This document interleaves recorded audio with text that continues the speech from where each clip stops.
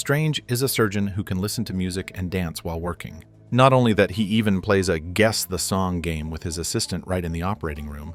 Outside, a large group of interns watches and learns with admiration. Despite his seemingly nonchalant attitude, neurosurgeon Stephen Strange relies on his supreme skill to complete the surgery flawlessly. Strange is not only brilliant but also incredibly confident.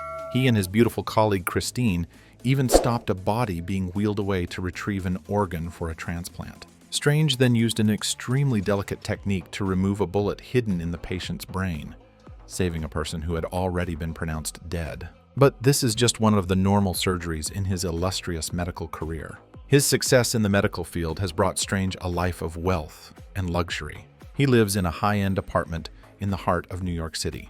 Furthermore, he owns a collection of luxury watches, kept in custom-made watch winders. The watch he casually chooses to wear is a classic-style Jaeger-LeCoultre. His means of transportation is even a Lamborghini Huracan worth over $50 million. One day, the stylish and confident Strange drives his car to a party. He enjoys driving at high speed and constantly overtakes other cars on the road. But as the saying goes, pride comes before a fall. Sometimes overconfidence isn't a good thing. While driving on a winding mountain road, Strange suddenly receives documents for a new surgery from a colleague. It also starts to rain at this point. As he bends down to look at the documents, an accident suddenly occurs. A car violently collides with Strange's vehicle, sending it spinning. The car subsequently plunged into a ravine and was completely wrecked. When Strange opened his eyes again, he found himself lying in a hospital bed with Christine constantly by his side. At this moment, Strange discovered that his hands were densely pinned with screws. It turned out that during the accident, his hands were severely impacted, causing all the bones to shatter, and the tendons and ligaments were completely severed. The hands that once performed hundreds of successful surgeries were now crippled. Despite this, Strange refused to give up on his career. He spent a huge sum of money on surgery to restore his hands. But the results after the surgery were not as he had hoped. His hands still couldn't function normally. They shook incessantly like withered, lifeless branches. Strange spent all of his fortune on treatment. His temper grew worse and worse. Even Christine, who devotedly cared for him every day, had to endure his harsh words and coldness. Finally, a heartbroken Christine left, abandoning Strange to his solitude. Just as Strange was about to fall into complete despair, a volunteer who often helped him with rehabilitation told him about a miraculous case he had witnessed. It turned out that 3 years ago, this man knew someone who had been left paralyzed and confined to a wheelchair after a work accident. However, a few years later, that person had fully recovered and was walking normally. Strange was initially skeptical, but after reading the man's medical records, hope seemed to ignite in him once more. So the next day he went to the basketball court to meet the man. The man was energetically playing basketball, not looking at all like someone who was once paralyzed. Strange immediately approached him and asked how he managed to recover. The man said that he had studied under a mysterious master and that the master's methods helped him recover completely. The man advised that if Strange truly wanted to try, he could seek out a place called Kamartaj. Having no other options, Strange decided to follow the instruction, heading to Kathmandu, Nepal, the supposed location of Kamartaj. Strange began spending his days wandering through every corner of Kathmandu, asking locals about Kamartaj. But no one had ever heard of this place. In his confusion and despair, Strange's random inquiries inadvertently drew the attention of a man wearing a hood. Strange continued wandering around and accidentally walked into a secluded alley. He was immediately surrounded by 3 thugs. Seeing that Strange was a foreigner, they thought he was an easy target. But Strange didn't have a penny left, so the thugs demanded his watch. Strange refused to give it up and preemptively punched one of the men. But the punch didn't faze his opponent at all, while Strange's weak hands were left aching. The 3 thugs immediately lunged at Strange. Just then, the sorcerer Karl Mordo, the same hooded man who had been following Strange, suddenly appeared.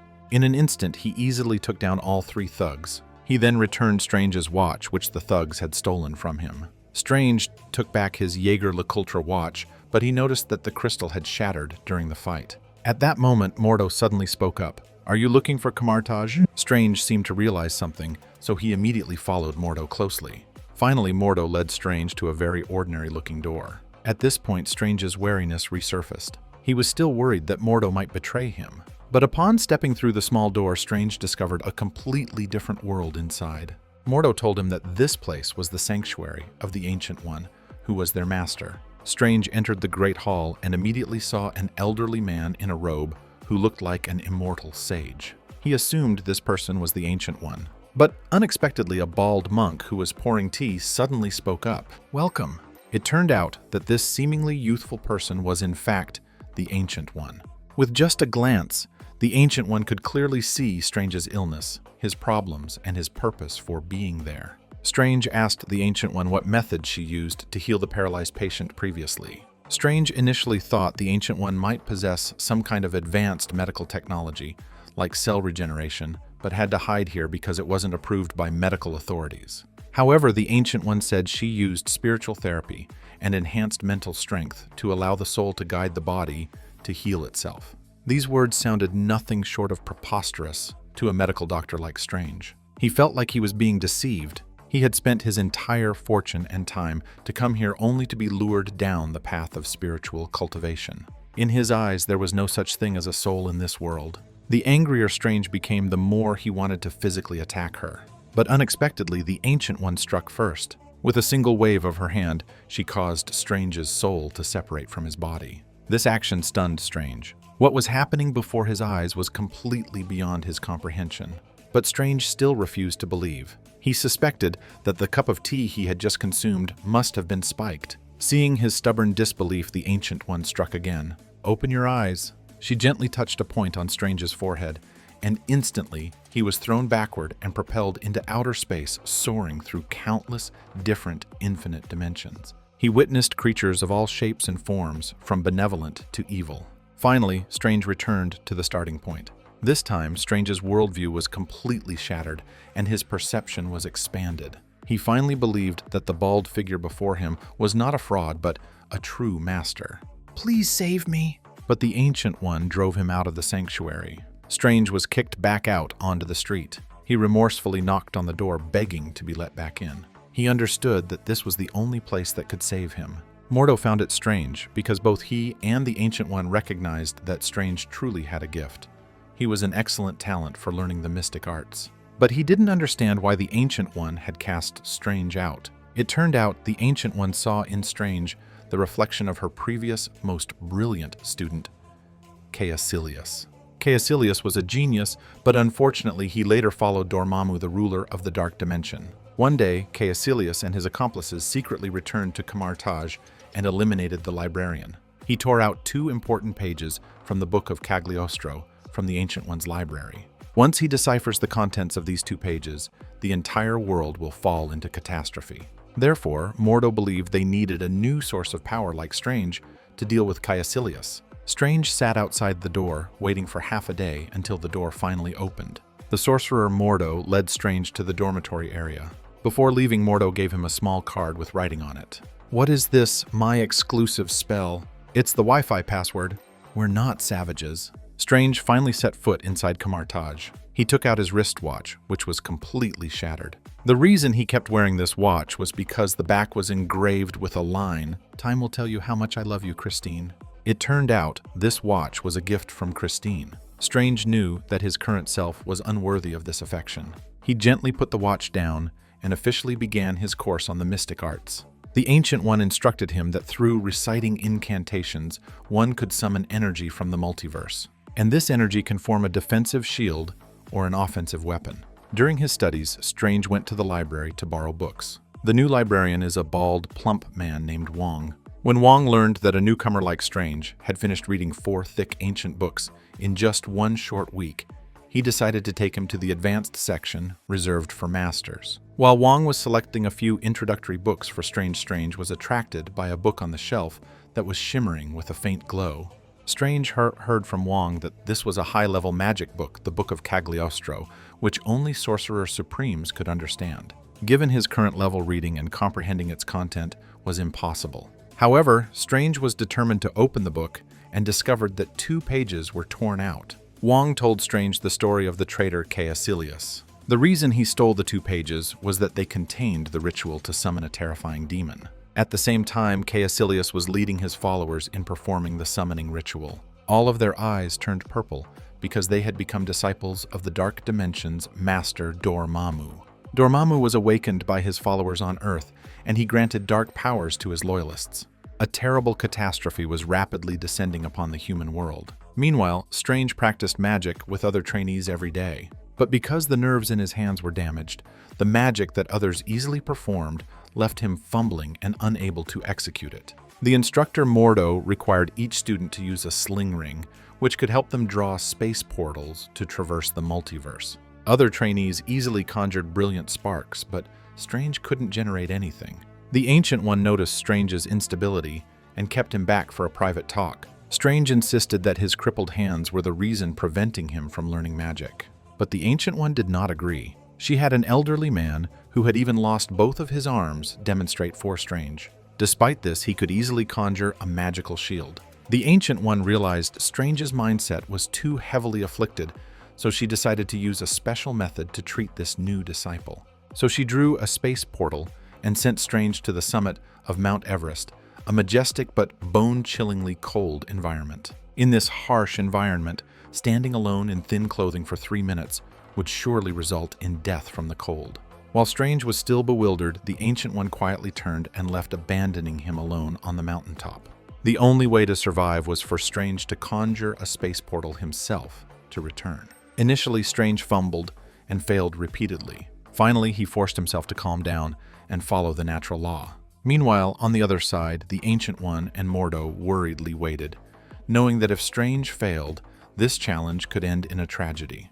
But unexpectedly, Strange finally pushed past his limit and successfully drew a space portal, returning safely. He had conquered himself. And from then on, Strange seemed to have achieved enlightenment. Both his spirit and appearance completely transformed. He became the confident doctor he once was. Strange sought out Wong to borrow a higher-level magic book related to astral projection.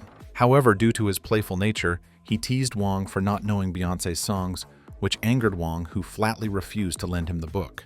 But that was no obstacle for a magical genius like Strange. He used the space portal to take the book. This left Wong bewildered about what to do. With his superior intellect, once he grasped the principle, he studied at an astonishing speed. The Ancient One noticed Strange's potential and decided to teach him a more advanced form of magic, how to summon the mirror dimension. In this space, any magic cast will not affect the real world. Furthermore, within this dimension, the summoner can trap the enemy inside and change its shape at will. It can be said that this is one of the most advanced forms of magic. Mordo also taught him the concept of relics. Every sorcerer has their own unique relic. Mordo's relic is the Staff of the Living Tribunal, which can turn the staff into a magical whip. However, Strange's relic has yet to appear. Relics possess their own sentience and can choose their own master. That evening, Strange went to the library as usual. He found that Wong was not there, so he took down the Book of Cagliostro himself and examined it carefully. The book mentioned a powerful relic called the Eye of Agamotto. It is said that this relic can manipulate time. What's more, this magical weapon was currently right before his eyes. Taking advantage of the fact that no one was around, Strange immediately put on the Eye of Agamotto and began practicing the movements recorded in the book. He quickly learned how to use the power of time, making an apple he had just bitten return to its original state or advance to its final state. It could be said that this truly was innate talent, as if he were born to be a sorcerer. Seeing the miracle of magical power before him, Strange suddenly had a bold idea. He used this power to restore the 2 torn pages in the Book of Cagliostro.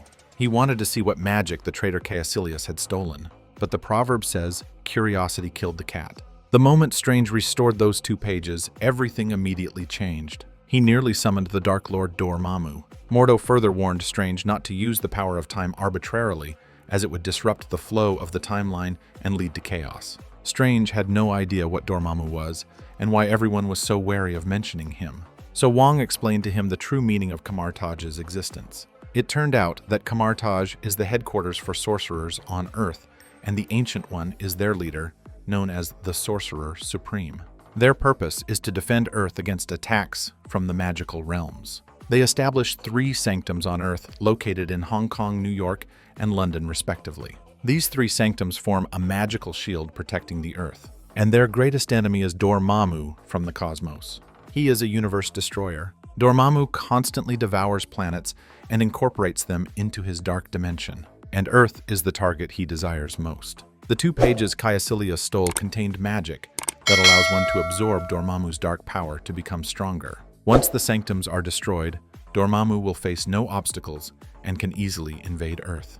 As Wong spoke, an unexpected event occurred. The portal leading to the London Sanctum suddenly opened, and the Sanctum's guardian was stabbed and killed by a magic sword. At this moment, Caecilius was inside the London Sanctum. The London Sanctum was destroyed in an instant. A powerful energy wave immediately swept Strange away, tossing him through a portal leading to another sanctum. When Strange struggled to stand up, the portal had vanished. Strange stumbled through the sanctum hall, realizing he had inadvertently been brought to the New York Sanctum. It turned out he had been unintentionally pushed into the sanctum in New York. Strange walked around the sanctum and discovered 3 space portals. They lead to different locations and can even change positions. This was indeed even more convenient than traveling by plane. Just then, Strange heard a noise from the main hall. Caecilius had appeared here, and the New York Sanctum's guardian was confronting him. However, the guardian alone could not fight off the 3 enemies. After just a few moves, he was eliminated by Caecilius. Seeing this, Strange stepped forward, but in Caecilius's eyes, he was just a novice sorcerer, not worth bothering with. He immediately ordered his 2 henchmen to deal with Strange. But how could a newcomer like Strange be a match for them? His only option was to flee in panic. The magic he had learned was still superficial, and he could only use it clumsily. And Caecilius was clearly very powerful. He used magic to alter the structure of the hall, throwing Strange around everywhere. While dangling in the hallway, Strange saw an enemy standing right in front of the teleportation portal. So he gritted his teeth, let go, and used the momentum of his fall to kick the female disciple through the portal, sending her into the desert. Immediately after, another henchman rushed toward him. Strange, having learned from the previous experience, quickly threw him into the portal. He then instantly changed the portal's destination. Now only Caecilius remained. Strange hurriedly ran up to the 2nd floor where the relic chamber was located. The battle between the 2 began in the hall full of treasures. But clearly Strange was only a doctor, no match for Caecilius. He was knocked away and crashed into the glass cabinets holding the relics. Just as Caecilius was about to deliver a fatal blow, the cloak hanging behind Strange unexpectedly shielded him from the attack. Caecilius then launched a kick, sending Strange tumbling from the 2nd floor. But immediately after, the cloak flew down after him. Strange then appeared, wearing the cloak completing the look of Dr. Strange. It turned out that the Cloak of Levitation had officially recognized Strange, and he finally possessed his own relic. Do not underestimate this cloak, for it is truly a treasure. The cloak not only helps Strange fly, but can also actively pull him away to dodge attacks. It can even assist him in selecting the most effective attack method. Under the powerful guidance of the cloak, Strange threw a suit of armor toward Caecilius. The suit of armor automatically wrapped around his body, fixing Caecilius in place so he couldn't move. Although unable to move, Caecilius's mouth wouldn't stop running. He told Strange that his act of summoning Dormammu to invade Earth was actually for the benefit of humanity. According to him, Earth would eventually perish, and human life is finite. But in Dormammu's dark dimension, time does not exist, and everyone would be able to live there eternally. However, Strange refused to listen to his sophistry. Just then, Caecilius laughed because his reinforcements had arrived, and Strange was struck by an arrow. Severely wounded, he desperately crawled forward. Just as an enemy was about to deliver the final blow, the cloak intervened in time. It wrapped around the enemy's head and slammed it repeatedly. This accidentally sent a sling ring flying toward Strange. Strange quickly used the ring to draw a teleportation portal and swiftly left. He ran straight to the hospital where he used to work and sought out the only person he trusted, Christine Palmer. Strange told Christine that an arrow had struck his chest, causing cardiac tamponade, and that he needed immediate surgery. As soon as he finished giving instructions, Strange passed out. While Christine was completely bewildered, Strange's soul suddenly detached from his body. Seeing Christine hesitate while holding the large syringe, Strange's soul quickly guided her. This nearly scared Christine to death. After Strange explained, she gradually regained her composure and began the operation. Just then, the zealot who was wrapped up by the Cloak of Levitation also astral projected. He took advantage of the portal to reach the hospital and found Strange in the operating room. Here, a battle between the 2 souls erupted right in the operating room. Although the souls were incorporeal, the conflict between the 2 still caused minor effects in the real world. And naturally, Strange, with little practical experience, was quickly overwhelmed by his opponent. After a few rounds, he was knocked unconscious by the enemy. Seeing Strange's heart stop beating, Christine immediately grabbed the defibrillator to try and save him. The electric shock caused the enemy's soul to be blasted away. Strange's soul quickly urged Christine to repeat the action. He tightly grabbed the enemy and used the high-voltage shock to destroy the opponent's soul. Finally, Strange's soul returned to his body. At this moment, he finally had the time and opportunity to face Christine and express his guilt. And Christine, with her kind heart, seemed to have forgiven everything from the past. However, Strange couldn't stay here for long. He knew that Caecilius was still being held captive in the sanctum, and Dormammu was drawing closer. The world was on the brink of disaster. Strange immediately returned to the sanctum, but Caecilius had long escaped. At the same time, the Ancient One and Mordo also arrived at the New York sanctum. Since the sanctum's guardian had been eliminated, and Strange had successfully prevented the sanctum from being destroyed, the Ancient One decided to appoint Strange as the new guardian of the New York sanctum. Unexpectedly, Strange refused immediately. He said he had only learned magic to heal his hands and wished to return to being a medical doctor, not become a sorcerer. The Ancient One felt that Strange had not truly matured and was still living in his own past. Conversely, Strange felt that the Ancient One was not a good person. He told Mordo that there was a possibility the Ancient One had also used the Dark Dimension's power to maintain her longevity. That's why she was so calm. Strangely, when questioned, the Ancient One neither denied nor admitted it. Instead, she simply turned and walked away. Mordo, who always respected his master, did not believe the Ancient One would do such a thing. As he was chastising Strange, a sound echoed from the main hall. Caecilius had returned, and this time he brought more followers. He intended to blow up the sanctum. In that desperate moment, Strange summoned the mirror dimension. This rendered Caecilius's magic completely ineffective, making him extremely angry. Caecilius decided to deal with Strange directly within the mirror dimension. He could even manipulate Strange's mirror dimension, showing the terrifying extent of his dark power. With no other choice, Strange and Mordo had to flee. Seeing the enemy close behind, Strange tried to create a portal while escaping to leave the mirror dimension. But Caecilius rotated the street 90 degrees, causing Strange and his ally to tumble onto a bus. The two of them could only continue to run. At this point, the mirror dimension had become chaotic, with the city structures being twisted and inverted. Finally, Strange was caught by Caecilius and violently slammed onto the ground. Just as Caecilius drew his spirit sword to finish off Strange was suddenly pulled away by the ground. It turned out the Ancient One had appeared, and the Ancient One's power could also control Strange's mirror dimension. However, Mordo noticed the symbol of Dormammu appearing on the Ancient One's forehead. This confirmed Strange's earlier suspicion. His beloved teacher had indeed bowed to the darkness for power. But the Ancient One seemed to have an unspeakable secret. She patiently advised Caecilius to abandon his wrong path. But how could Caecilius continue to listen to her? He and his two henchmen directly rushed to attack. Caecilius had his two subordinates distract the Ancient One, while he took the opportunity to secretly stab her from behind with his spirit sword. The Ancient One was instantly thrown out of the mirror dimension by him. Strange and Mordo quickly pursued her. The Ancient One fell from a great height and crashed violently onto the road surface. Christine, who was still at the hospital, suddenly heard Strange call her name again. But unexpectedly, this time he pushed someone else through. Strange, despite his trembling, tried to hold the scalpel to save the Ancient One. But when he looked at his own shaky hands, he realized they had not recovered. So without thinking twice, he handed the scalpel to a doctor he had previously looked down upon. This was a moment that showed Strange's maturity. He was no longer obsessed with whether he personally could perform the surgery. However, before the surgery could take place, the Ancient One's condition suddenly worsened. She was fading fast. Strange felt something was wrong. He suddenly thought of something. He immediately astral projected to check the situation. Indeed, his guess was correct. The Ancient One's soul had just left her body and was drifting out of the operating room. Strange was worried that if this continued, the Ancient One would be in great danger. So he quickly chased after her. Unexpectedly, the Ancient One flew to the balcony and stopped, seemingly waiting there for Strange intentionally.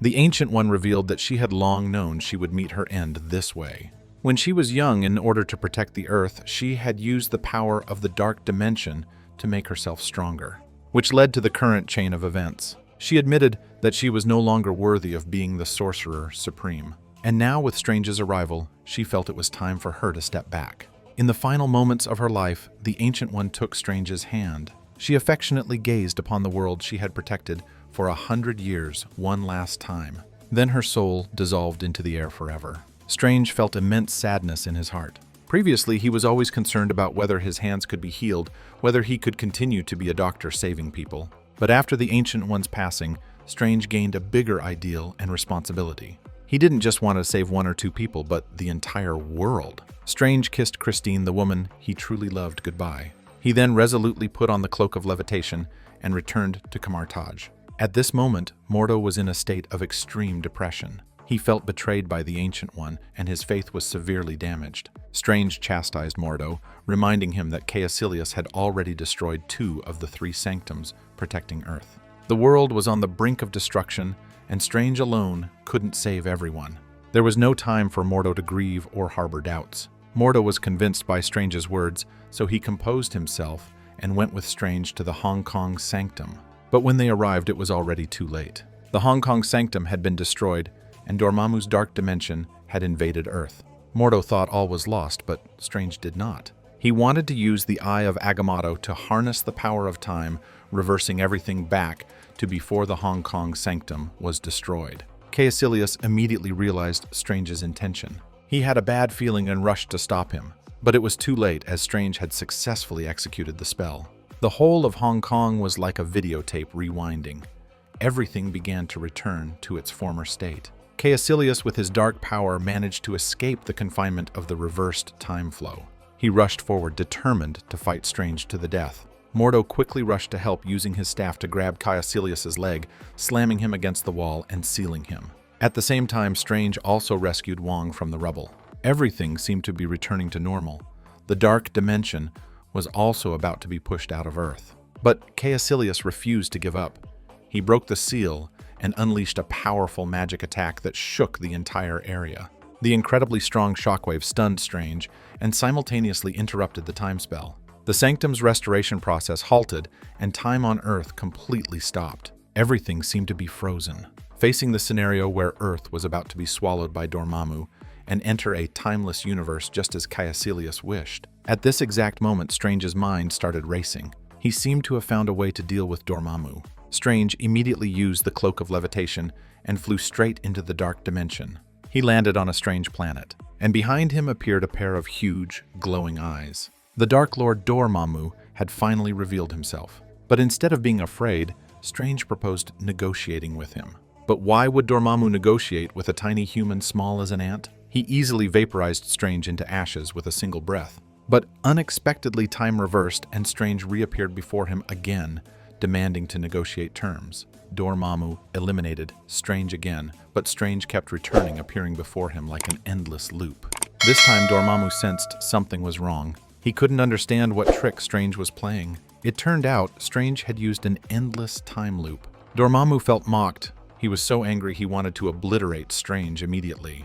But it was entirely futile, because the time loop brought Strange back to appear before him once more. Strange had used the time loop to imprison Dormammu. No matter how many ways Dormammu tried to eliminate him, he could not prevent the appearance of this irritating, mustachioed man moments later. At this point, Dormammu had become Strange's prisoner, trapped in an endlessly repeating moment. Finally, Dormammu began to feel fear. He decided to listen to Strange's terms, and Strange's condition was very simple. Dormammu must take the dark dimension and leave Earth forever, as far away as possible. Dormammu finally agreed to this condition. Before leaving, he did not forget to take his most loyal followers with him. Poor Caecilius and his accomplices were dragged into the dark dimension and became an eternal energy source to feed it. Everything returned to normal. Strange saved the Earth, but the ending was far from perfect. Mordo remained deeply troubled by the Ancient One's use of dark power. He also no longer wanted to return to Camartage. Therefore, Mordo decided to part ways with Strange and the others and left. Perhaps in the near future, Mordo will become Strange's enemy. Although the Earth has been saved, there are still many other evil forces watching closely. Strange, as the new Sorcerer Supreme, understands that he cannot afford to be complacent. His watch is still old and broken, and his hands still tremble, but that is his true self. Strange accepts his true self and is ready to face the challenges ahead. And he is Dr. Strange, the new Sorcerer Supreme of Earth.